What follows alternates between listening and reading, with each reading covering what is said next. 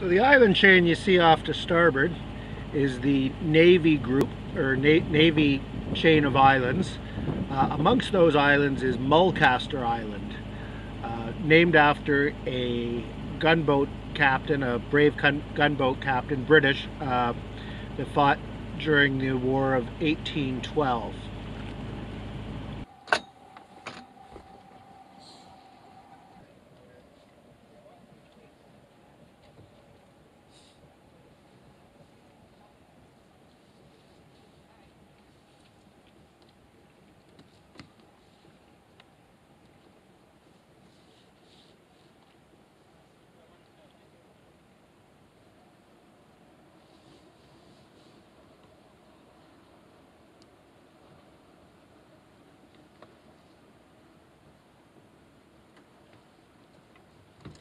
This one lowers the stern.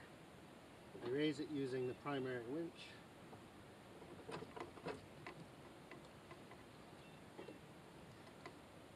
Check systems as soon as we get into the main channel. Over. Roger that. Is that you that's behind us? Over. No, we're back around the corner. There's a big power boat coming up behind. Okay, well what we'll do is when we get there, we'll just go into the pump out dock and wait there for, of course you'll probably beat us there, but anyway, we'll make the transfer of crew and so on at that point. Over. Very good. We'll stay on 06. Bodacious out. This is the Island Cat standing by on 06. Okay, nice hard grounding there in the Walker Bay. So today we've decided to stay another day at Mulcaster Island because it's just so beautiful and we have such a great spot. So for entertainment today, while Nikki and the baby have their nap, I'm going to circumnavigate Mulcaster Island in the Walker Bay. As you can see, winds are pretty good for dinghy sailing.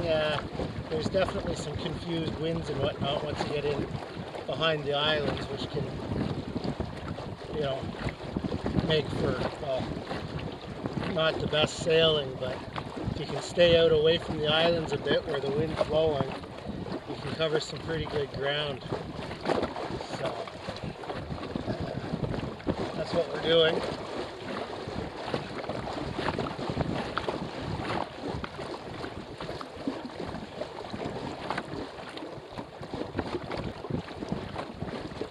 Wind is solid.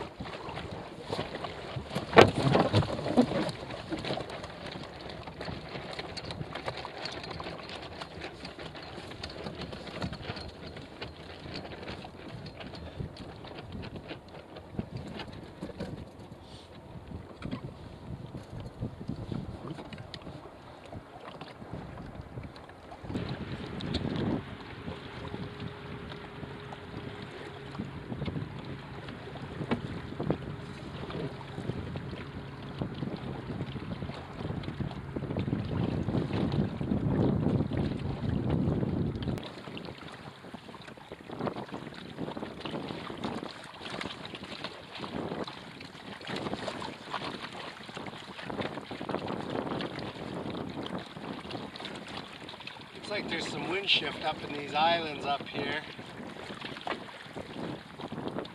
That's okay.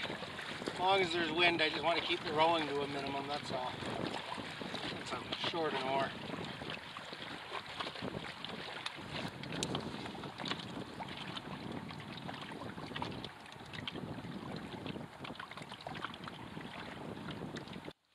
So, this is the sucky part about sailing in the Thousand Islands, is the winds get really fluky in between the islands, and sailing upwind through these channels can be extremely challenging. I didn't make any ground on that last tack whatsoever. That's not true. I've made maybe 50 feet. It's narrow channel here, and the wind's fluky as hell, so.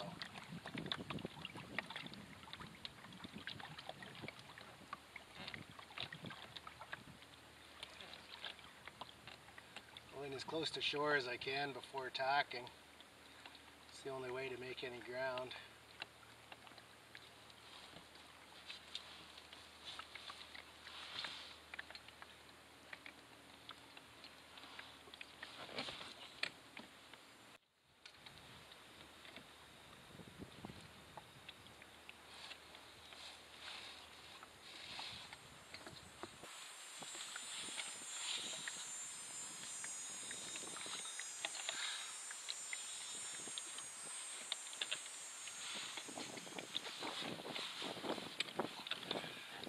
I'm mistaken, but that air kind of feels like there might be a thunderstorm coming in.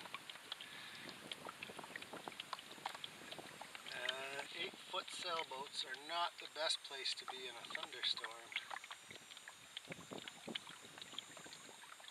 Of course, there's lots of places for me to hide, and I've got my VHF radio. I've got a working channel with Nikki back on the mothership, so we can check in on each other and that sort of thing. So I guess if a thunderstorm happens, I just duck in somewhere and wait for it to pass. I really want to circumnavigate this island.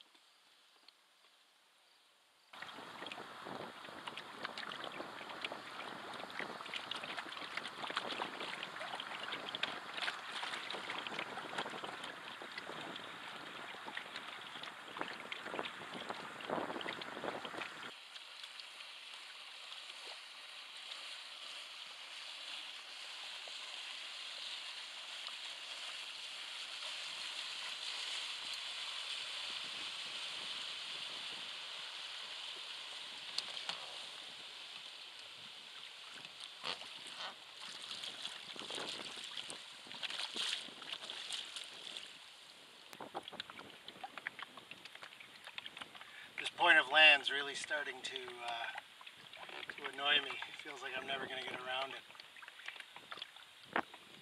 And that's just a function of how fluky the winds are. The boat's sailing to windward not too badly, but she's just, the winds are constantly changing and preventing me from making any headway as they bounce off these walls, and if I leave the tacks too short, then I lose the ground on the tacks. Well, the boat starts to accelerate again, so I'm not getting anywhere. There, we're around.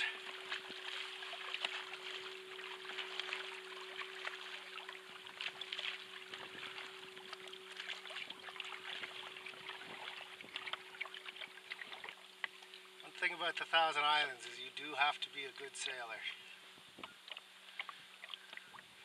Hey, look, there's a beaver lodge on the far shore. That's neat.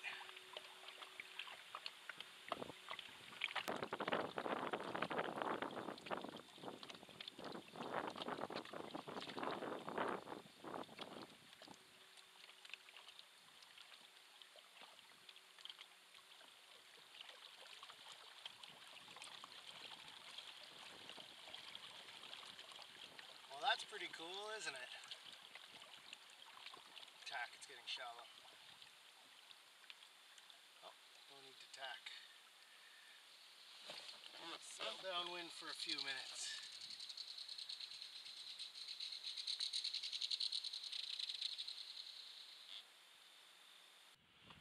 Not going too fast downwind here, but we're definitely going a lot faster than we went trying to sail upwind through that channel.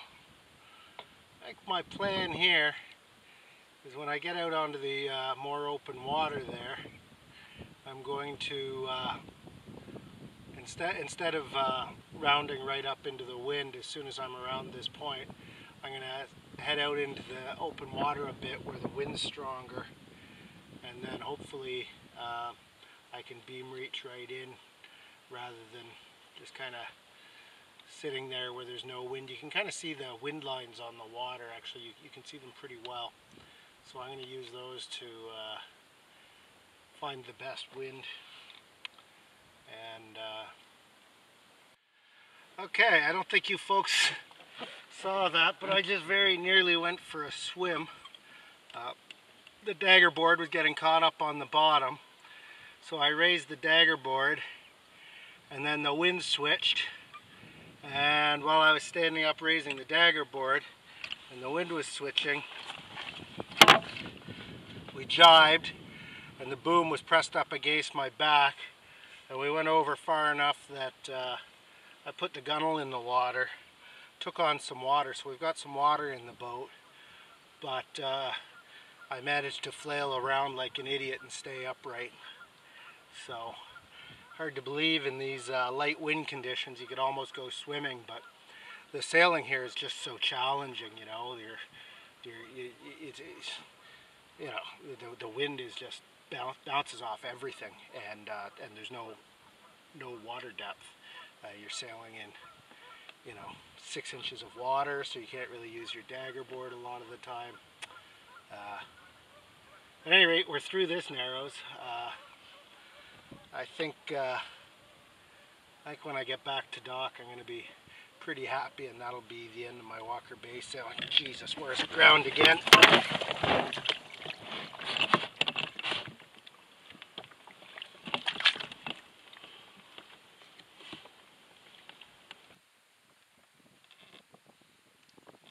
no, it's just blowing me away. Not picking up any speed because of the shifts. The result being I'm just kind of blowing downwind. I'm not making any way to windward, and you can see it's not very far I have to go, but it's taking me forever.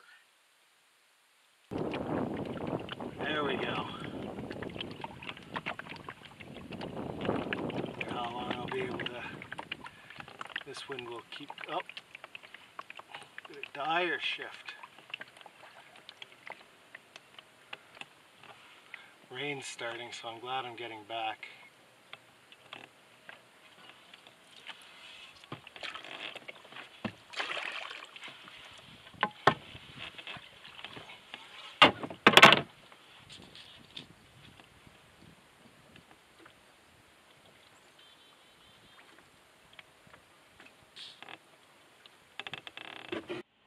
So a summary of Mulcaster Island.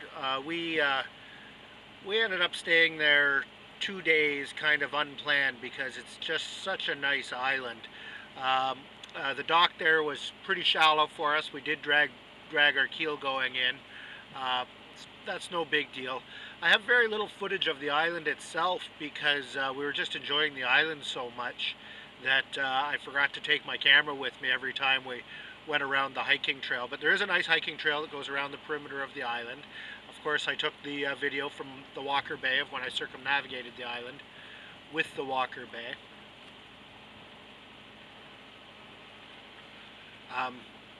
So yeah, there are campsites on the island, swimming rocks, all coniferous. There's not much in the way of deciduous forest. It's just a really nice kind of rocky, quiet island. There were only 4 boats that could fit on the dock, so that's who we shared that big, beautiful Parks Canada island with for the night. Was you know, 3 other couples, and you know, it's a good-sized island. So you know, very private, excellent island so far. In the Thousand Islands, of the islands that we visited, Mulcaster is amongst my favorites. September, you need less than 5 feet of draft to get in. I understand in, you know, June or July, you know, there's quite a bit more water there, 6 or 7 feet. But at this time of the year, late in the season, less than 5 feet. Definitely recommend Mulcaster Island. One more shot of Mulcaster Island. Mulcaster Island is where you can see the sailboat masts. That's the dock and the anchorage at Mulcaster. And these other islands, some of them are privately owned and some of them are operated by Parks Canada. There's a mix. Mulcaster is the only one that you can dock at with a good-sized sailboat, though.